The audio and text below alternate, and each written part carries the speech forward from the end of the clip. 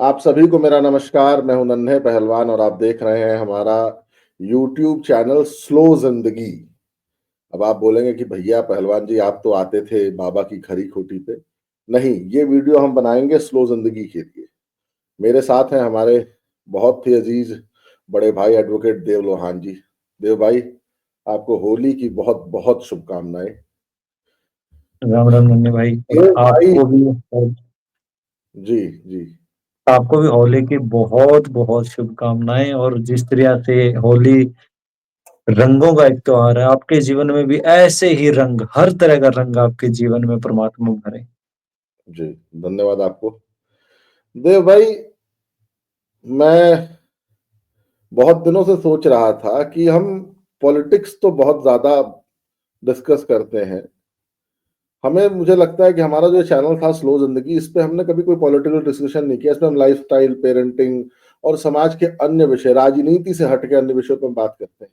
तो धर्म भी एक बहुत बड़ा विषय है। और आज मैं आजकल देखता हूं कि हमारे यंग बच्चे जो है ना, यंग जनरेशन, जिसको वो जेन जेन जी या पता नहीं जेन जेड कहते हैं, वो इससे बहुत भाग रहे हैं। वो एक सेकुलरिज्म का जो उनके अंदर कीड़ा डाल दिया जाता है, जिसे कहते हैं गंगा जमुनी तहजीब या सर्वधर्म संप्रदाय, और ये सब ये जो इस टाइप की बातें हैं ना, ये जिन लोगों ने ये बातें निकाली थी वो सब सनातन के बहुत दुश्मन थे। ये गंगा जमुनी तहजीब है, ये सूफिज्म, ये जो लोग, जिन लोगों की ये पैदाइश है ना, वो सब, मैं आपको सच बता रहा हूं, उनसे बड़ा धर्मद्रोही, सनातन द्रोही कोई नहीं हुआ है। और हमारे बच्चे उनसे बहुत ज्यादा इन्फ्लुएंस्ड हैं। आप तो कहते हैं कि जेएनयू में वो इन्फ्लुएंस है। वो जो हिंदू विरोधी, भारत विरोधी, सनातन विरोधी वो जो नारे लगते हैं ना, भारत तेरे टुकड़े होंगे इंशाल्लाह इंशाल्लाह, या अफजल हम शर्मिंदा हैं तेरे कातिल जिंदा है, वो आप कहते हैं कि इन्फ्लुएंस का है। तो हम चाहते हैं कि इस चैनल के माध्यम से हम धर्म पे भी बातें करेंगे।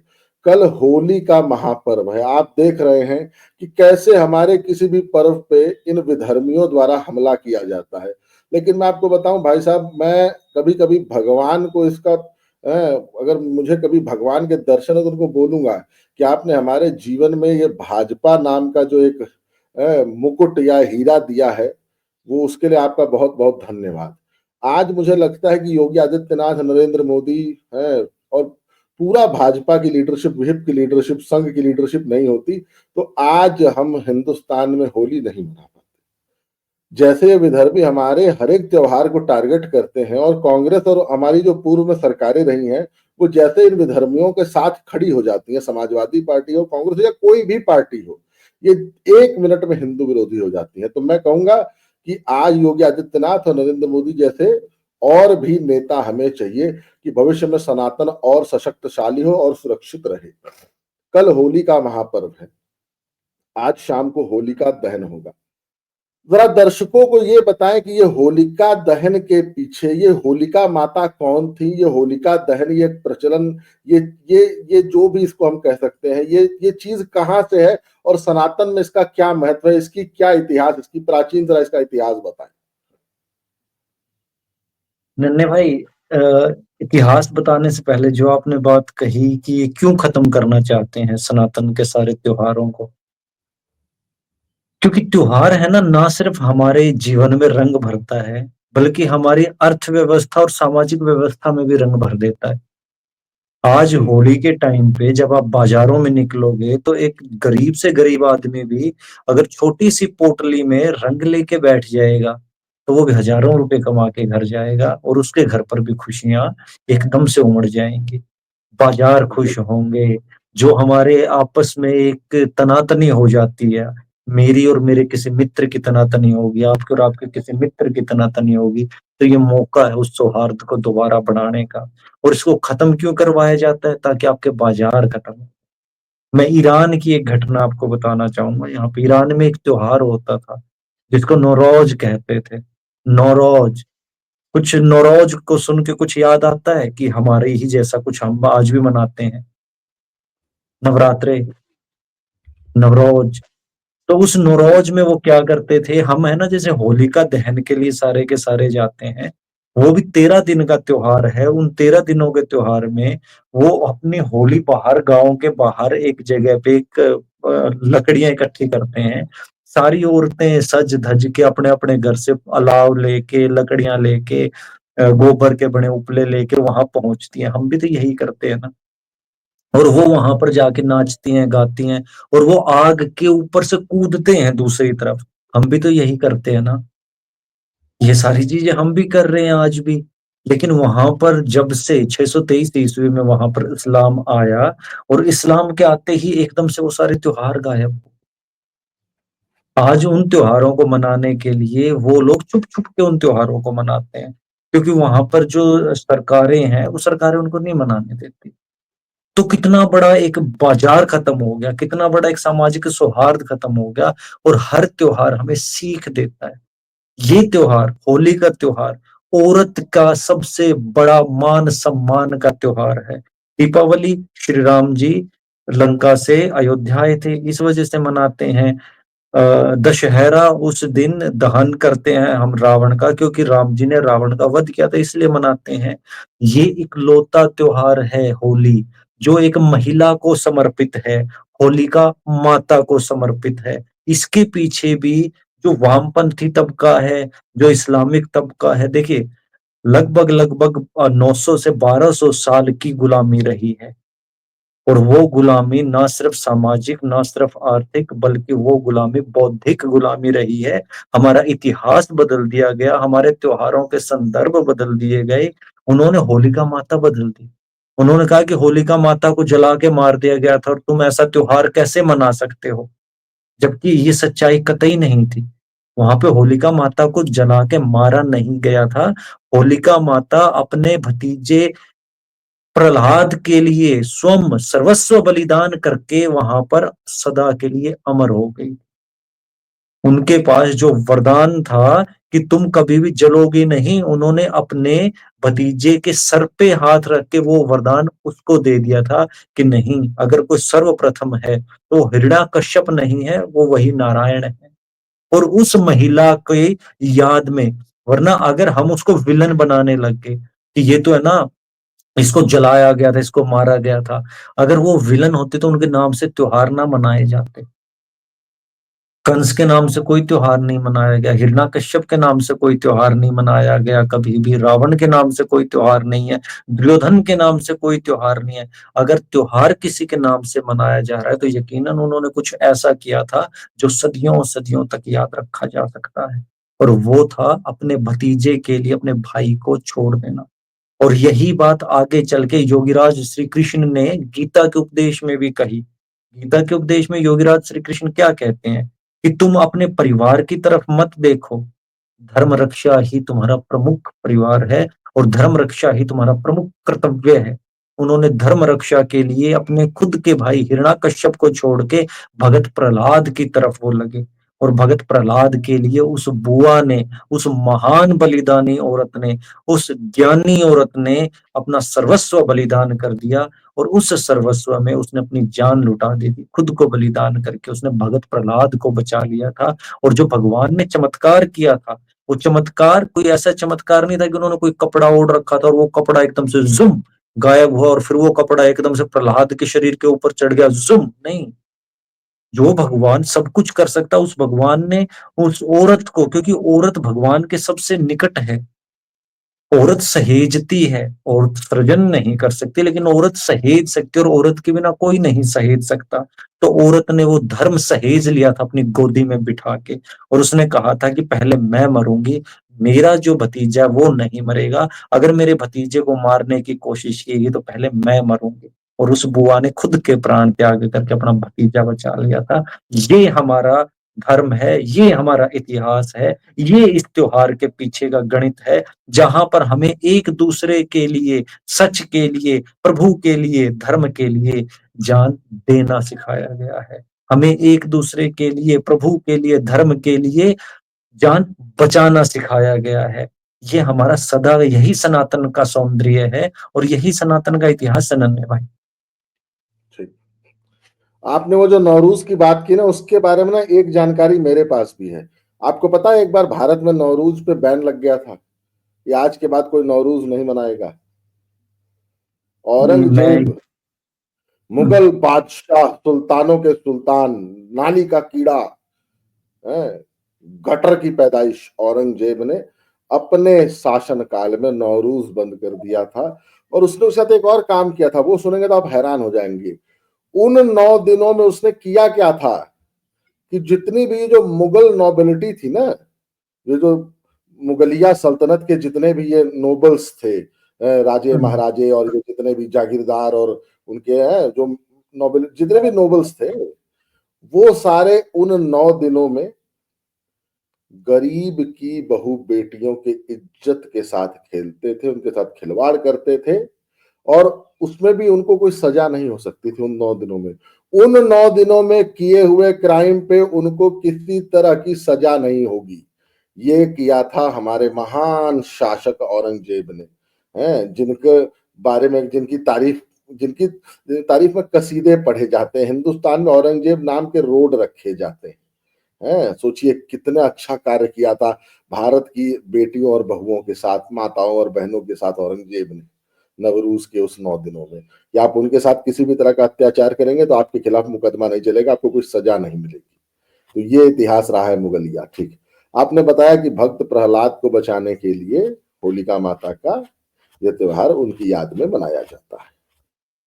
आज आपने देखा कि कल पूरे भारत में क्या मुख्यतः उत्तर प्रदेश में कई जिलों में, मुस्लिम बहुल जिलों में मस्जिदों को तिरपाल, टारपॉलिन भी उसे कहते हैं, उससे ढक दिया गया। आप सोच के देखिए कि संभल के सीईओ पहलवान अनुज चौधरी को कहना पड़ता है कि अगर आप रंग की छींट अपने कपड़े पे बर्दाश्त नहीं कर सकते तो कृपया घर से ना निकले। मतलब इनको इतनी ज्यादा दिक्कतें हैं। तो आपने एकदम सही सही हमें समझा दिया, बताया भी। अब एक बात बताइए भाई, कल होली है। होली में एक बात कही जाती है कि आदमी अपने पुराने गिले शिकवे माफ करके फिर अपने को एक नए साफ दिल से अपना नया शुरुआत करता है आदमी। लेकिन मैं आजकल एक चीज देख रहा हूं कि लोगों के मन में इतने द्वेष, इतना ज्यादा एक दूसरे के प्रति घृणा है, जलन। वो एक पुरानी कहावत है ना कि आदमी अपने दुख से नहीं, दूसरे के सुख से दुखी है। आज मैं अपने आस पड़ोस देख रहा हूं, लोग सिर्फ इस बात से दुखी हैं कि फलाना क्यों सुखी है। वो इस बात से एकदम दुखी नहीं है कि मैं क्यों दुखी हूं, मेरे साथ मेरे जीवन में क्या हो रहा है। उनके जीवन में उनके कोई दिक्कत हो चाहे ना हो, लोग इस हीन भावना से मरे जा रहे हैं, इस घृणा से मरे जा रहे हैं कि सामने वाला इतना खुश क्यों है, वो घी में चुपड़ी हुई रोटी क्यों खा रहा है। अपने खुद घी में चुपड़ी रोटी खाएंगे लेकिन दूसरा कोई खाए तो वो एकदम पसंद नहीं करेंगे। एक बार किसी ने किस्सा सुनाया था कि ये बात होगी, आप मान लीजिए 80 या 90 के दशक की। तो जो गरीब स्तर के परिवार होते थे वहां दाल छौंक के नहीं खाई जाती थी, सिर्फ उबली दाल अपना खा लेते थे। तो एक बार बता रहे थे, जो बताने वालों ने बताया कि 4-5 ठाकुर साहब लोगों की परिवार की औरतें बैठी हुई थी और संपन्न घरों की औरतें थी। 20-20, 30-30, 50-50 बीघे खेत की मालकिन थी। तो एक बगल में एक प्रजापति कुम्हार परिवार रहता था और वो उन्होंने अपनी जमीन में उसे बसाया था। तो उस कुमार परिवार की 3-4 आगे बेटे थे, तीनों चारों बेटे मेहनती थे और बंबई रह के कमाते थे अच्छा। तो घर में पैसे भेजने लग गए, तो घर में माँ बाप भाई बहन कुछ छोटे बच्चे थे। तो एक दिन वही जो प्रजापति परिवार की जो मुखिया थी, महिला थी, वो दाल में छौंक लगा रही थी। तो उन दिनों दाल में छौंक क्या होता था, 1 चम्मच तेल में 1-2 हरी मिर्च, जीरा और खड़ा एक आग लहसुन काट लेते थे। यही होता था, अरहर की दाल का यही तड़का होता है। हमारे यहाँ पूर्वांचल में अरहर की दाल का यही तड़का चलता है। आप यकीन नहीं मानेंगे, होता क्या है ना कि जब तेल में जीरा जाता है तो छन से आवाज आती है ना, तो ठकुराइन लोग बोली कि देखत हो दाल, तुम रोज 3 तरह की दाल सब्जी खा रही हो, अगली ने तो कभी कुछ नहीं बोला। तो होली जैसे महापर्व पे हमें सिखाया गया कि मन में जो मैल बसा है उसको निकालिए और एकदम साफ मन के साथ अपने अगले सत्र की, अपने अगले जीवन की आप शुरुआत करिए। देखिए, एक ह्यूमन नेचर है, ह्यूमन साइकी है। आप कितना हूं मन से साफ रहे, कहीं ना कहीं कुछ ना कुछ हल्का फुल्का तो आपके मन में ऐसी भावनाएं आ जाती हैं। तो होली का महापर्व हमारा यही सिखाता है कि पुराने द्वेष खत्म करो और नए सिरे से शुरुआत करो। जी देवा, इस पे आप कुछ 2 शब्द जरा जोड़ दें मेरी बातों। होली के दिन है ना, रात को जब हम जाते हैं तो होली मंगला के आते हैं कि होली मंगला दी। जो भी हमारा नया पुराना था पीछे का, वो सब कुछ हमने इतम कर दिया कि ये मेरा नहीं है, स्वाहा। तो वो हमें स्वाहा करके आ गया। तो मेरा और किसी के साथ जो भी था उस दिन, मैं जैसे ही अब होली का दहन पे जाऊंगा, तो उस दहन का मुख्य उद्देश्य ही जो आपने बताया वही है कि भाई होली के दिन कोई बात नहीं है, हो सकता है मेरे मन में किसी के लिए कभी ना कभी कोई पाप की, घृणा की, नफरत की भावना आई हो, वो आ सकती है, लेकिन वो स्थायी तौर पर कभी ना रहे। इसलिए ये त्योहार बनाए जाते हैं कि आप जाइए गंगा पे नहाने से, लोग कहते हैं कि पाप नहीं कटते। बहुत लोगों ने मेरे से भी कहा, अपने नास्तिकता के दिनों में जब मैं था तो मैं भी ये बातें कहता था कि गंगा के ऊपर जाने से पाप नहीं कटते। लेकिन मैं कहता हूँ पाप कटते हैं। जो आपने किया है वो शायद ना कटे, क्योंकि वो लिखित हो चुका। जो आपके कर्म फल थे वो लिखे जा चुके। लेकिन जब आप गंगा पे जाएंगे तो आप सामूहिकता सीखेंगे, आप वहां की निर्मलता सीखेंगे, आप उन लोगों के साथ रहेंगे तो उन लोगों की जो सामूहिक भावना है वो आपके अंदर आएगी। तो आप समूह में रहना सीखेंगे, आप लोगों की खुशियों में खुश होना सीखेंगे, लोगों के दुख में दुखी होना सीखेंगे। अगर आप एकलवादी हो गए, अगर आप इकलौते ही रहे, तो आप लोगों के सुख में दुखी होना सीख जाओगे और लोगों के दुख में सुखी होना सीख जाओगे। और लोगों का दुख बहुत छोटा होता है। मैं अगर लोगों के दुख में सुख खोजने लग गया तो मैं कभी सुखी नहीं हो पाऊंगा। आज मेरा एक पड़ोसी खुश है, मैं उसको देख के थोड़ा-सा दुखी हो जाऊँगा। कल मेरा दूसरा पड़ोसी खुश होगा, मैं उसको देख के फिर दुखी हो जाऊँगा। परसों तीसरा, चौथा, पड़ोसी तो अनेक है ना, मैं अकेला हूँ। तो मैं उन सबकी खुशी में अगर खुश रहना सीख जाऊं, अरे वाह, आज देखो नन्हे भाई ने कितनी अच्छी शर्ट पहनी है, अरे वाह नन्हे भाई कितना बढ़िया आपका मकान है, आज कितना अच्छा खाना बनाया है, मैं हमेशा खुश रहूंगा क्योंकि मैंने लोगों की खुशियों में अपनी खुशियां ढूंढ ली। और यही तो पाप कटना है। पाप और पुण्य क्या है? सुख और दुख। जब मैं दुखी हूँ तो मेरे पुण्यों, जो मेरे पाप है उनका नतीजा भुगत रहा हूँ। जब मैं खुश हूँ तो मैं मेरे पुण्य का नतीजा भुगत रहा हूँ। जबकि पाप और पुण्य मेरे अंदर ही बैठे हैं, परमात्मा कहाँ पर नहीं है। ये तो आंख बांधने वाली बात है। मैंने सोचा कि काबा के ऊपर जो शिवलिंग है, उस शिवलिंग को मैं काले कपड़े से ढक दूंगा तो मैं परमात्मा को ढक दूंगा। मैंने सोचा कि मैं इन सारी की सारी मस्जिदों को अगर त्रिपाल से ढक दूंगा तो मैं परमात्मा को ढक दूंगा। परमात्मा तो आज रंगों में सरोबार है ना। परमात्मा तो आज खुद होली खेल रहा है। और परमात्मा तो हर सुबह होली खेलता है, हर शाम होली खेलता है। सुबह का जब सूर्योदय होता है नन्हे भाई, तो परमात्मा कितने रंगों की होली खेलता है। सूर्यास्त जब होता है तो परमात्मा कितने रंगों की होली खेलता है। इसका मतलब परमात्मा को तो रंग के प्यारे हैं। इसी वजह से परमात्मा ने अनेकों अनेक रंग बनाए। आदमी की आंखें तो इतने सारे रंग देख भी नहीं पाती, क्योंकि हमारी आंखों की एक सीमा है। लेकिन बनाए तो है ना परमात्मा ने। जब हम तारों को देखते हैं तो कितने रंग में दिखते हैं। तो वो विचारधारा जो रंगों के विरोध में है, वो विचारधारा मानव की विचारधारा नहीं है, वो साजिश है। और उस साजिश में कितने भोले-भाले लोग फंसे पड़े, अपना जीवन, अपनी पीढ़ियाँ, अपने हजारों हजार साल बर्बाद कर दिए उन्होंने। आपने औरंगजेब का नाम लिया, ठीक है, मैं तो कहता हूँ बहुत अच्छा है। जो कहते हैं कि औरंगजेब बहुत अच्छा शासक था, औरंगजेब की शान में जो कसीदे पढ़े जाते हैं, मैं कहता हूँ कि हे भगवान, मैं हाथ जोड़ के विनती करता हूँ, ये जो औरंगजेब की शान में कसीदे पढ़ रहे हैं, इनको भाई औरंगजेब जैसा मिले, इनको पुत्र औरंगजेब जैसा मिले। फिर इनको पता लगेगा कि औरंगजेब कौन था। वो पुत्र जो अपने पिता के ऊपर, अपने स्वयं के पिता के ऊपर भी जुल्म और सितम करने में जिसने कोई सानी नहीं छोड़ी, वैसा वैसा पुत्र उनको मिले। वो भाई जिसने खुद के सजा, मुराद और तीनों भाई जो उसके थे, वो तीनों के तीनों भाइयों की गर्दन कटवा दी थी, वैसा वैसा भाई उनको मिले जो आज चाहते हैं कि औरंगजेब की शान में कसीदे पढ़े जाएं। और जो मैं कभी भी नवरोज की आप बात करते हो, नवरोज में एक बात हुई थी कि नवरोज में कहा जाता है कि हमारे जो परमपिता परमात्मा है वो उतर के नीचे आएंगे, तो उन दिनों में चुनौती देती थी मुगलिया सल्तनत कि ले हम खुल्लम खुल्ला बलात्कार कर रहे हैं, उतारो तुम उन्हें नीचे। तुम्हारे भगवान अगर हैं तो बुलाओ, इन 9 दिनों में जो तुम कह रहे हो कि वो आएंगे, मैं लूट रहा हूँ खुल्लम खुल्ला इज्जतें, मैं बच्चों की इज्जतें लूट रहा हूँ, महिलाओं के साथ सामूहिक बलात्कार कर रहा हूँ, बुलाओ भगवान को।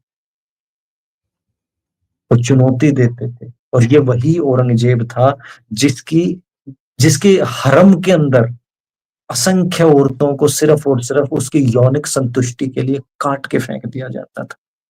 उसके यौनिक कुकर्मों को अगर कोई पढ़ेगा कि लिखवाया किसने, अगर हम कहते हैं कि ये किताब वो किताब, मूलतः इरफान हबीब की किताबों का जिक्र किया जाता है कि इस किताब में ये लिखा है। अरे किताब लिखने के लिए तो राज दरबार ने खुद के दलाल रख रखे थे।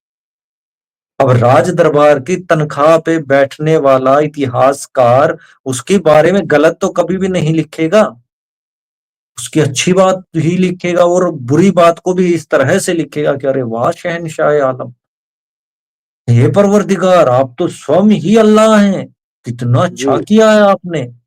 मेरे बहुत जी, सारे साथी हैं जो कहते हैं कि अगर वो औरंगजेब इतने 40 मण जनेऊ काटता था, तो एक जनेऊ का इतना वजन है, तो इतने ब्राह्मण आते कहाँ से थे। उनको ये नहीं पता कि हर हिंदू उस टाइम पे जनेऊ पहनता था और हर हिंदू उस टाइम पे ब्राह्मण था, हर हिंदू ब्रह्म का अंश था उस टाइम पे।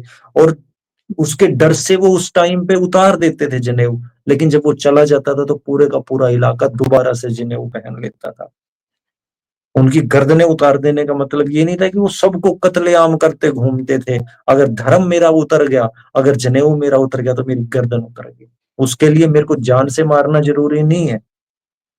जैसे आज हम किसी औरत के साथ अगर कहते हैं कि इसकी इज्जत लुट गई, तो इज्जत लुटने का मतलब क्या होता है, वो सारे के सारे सिंबॉलिक हैं। अगर कोई कहे कि जो शूर्पणखा थी उसकी नाक काट ली गई थी, तो उसकी नाक इस वजह से काटी गई थी कि मतलब नाक एक सिंबॉलिक रिप्रेजेंटेशन था कि जब उसने आके राम जी प्रभु के साथ ये सारी बातें कही तो उसको मना कर दिया गया। तो उसकी नाक कटने का मतलब था कि उससे कहा गया कि नहीं, हे परम सुध, वो जैसी भी थी, जिस तरह की भी थी, उसको मना करके वापस भेज दिया गया। तो जो उसके सम्मान को, जो उसके एक दम्भ को, उसके अहंकार को ठेस पहुंची, उसी को नाक काट देने का नाम दिया गया। तो ये इतिहासकारों की, जो मुगलिया इतिहासकार थे, जी, उनके इतिहास को आप बिल्कुल कतई सच ना समझिएगा। जी, और जी, ये जो रंगों के दुश्मन हैं, ये जो काले रंग की दुनिया बना देना चाहते हैं, पूरी दुनिया को सिर्फ काला रंग। आईएसआईएस ने काला झंडा उठाया, चलो। तहरीक तालिबान ने काला झंडा उठाया, चलो। आज आप यमन में जाके देखो क्या हाल है, आज आप सीरिया में जाके देखो क्या हाल है, आज आप ईरान में जाके देखो, इराक में जाके देखो, अफगानिस्तान में जाके देखो, पाकिस्तान में जाके देखो, आज आप स्वीडन नॉर्वे में जाके देखो। ये एक रंगी दुनिया बना देना चाहते हैं। हम नाचने नहीं देंगे। क्यों नहीं नाचने दोगे भाई? क्योंकि ये काफिर है, ये कुफ्र है। अगर नाचना कुफ्र है तो ये तोता भी नाचता है, ये मैना भी नाचती है, ये हमारा मोर भी नाचता है, ये हमारे पपहिये भी नाचते हैं, ये हमारे जानवर भी नाचते हैं, जीव भी नाचते हैं। फिर तो परमात्मा इन सबको बनाता ही ना। हम जी, गाने नहीं देंगे। अगर तुम गाने नहीं दोगे तो जाओ और कोयल का गला घोंट दो। जी, ये रंगों की दुश्मनी है। ये इंसान जी, का सुख से अलग कर देना चाहते हैं कि ये हम नहीं इंसान को सुखी रहने देना चाहते ताकि वो मरने के बाद सुख की कामना करे। यहाँ पर जो जो चीजें हराम हैं, मरने के बाद वो सारी की सारी चीजें जन्नत में मिलेंगी। तो आप एक व्यवस्था के इतने गुलाम बन जाओ कि आपको नाचने के लिए भी उस व्यवस्था से इजाजत लेनी पड़े। ऐसी व्यवस्था ठोकर मार देने के लायक है। ऐसी जी, व्यवस्था थूक देने के लायक है। ऐसी व्यवस्था, उन काले कपड़ों को उखाड़ के फेंक दो। काबा के जो काले कपड़े के नीचे की जो सच्चाई है, अरे जरा उतार के एक बार उस सच्चाई को देखो तो सही, तुम्हें रंग ही रंग नजर आएंगे। जी। तो देव भाई, आपने हमें समय दिया, आपका बहुत बहुत धन्यवाद। अब हम स्लो ज़िंदगी के लिए भी रेगुलर वीडियोज़ बनाते रहेंगे और देव भाई को अपने साथ जोड़ते रहेंगे। तो देव भाई फिर किसी मुद्दे पे आपको लाएँगे और दर्शकों से रूबरू कराएँगे। तब तक के लिए आपका बहुत-बहुत धन्यवाद। जय श्री राम और हैप्पी होली। जय जय जय जय श्री राम। जय जय